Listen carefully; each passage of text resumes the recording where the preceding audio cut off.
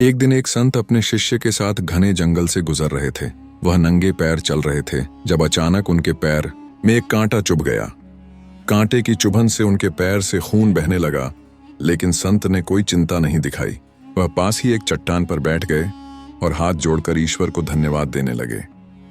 यह देखकर शिष्य को बड़ा आश्चर्य हुआ। उसने जिज्ञासु स्वर में पूछा, गुरुदेव, आपको इतनी पीड़ा हो रही है, फिर भी आप ईश्वर का धन्यवाद क्यों कर रहे हैं? संत मुस्कुराए और बोले, बेटा, इस जंगल में शिकारी आते हैं और यहाँ कई खतरनाक फंदे भी हो सकते हैं।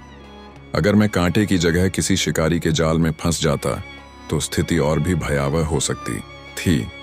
ईश्वर की कृपा से केवल कांटा चुभा, लेकिन उन्होंने मुझे बड़े संकट से बचा लिया, इसलिए मैं उनका धन्यवाद कर रहा हूँ।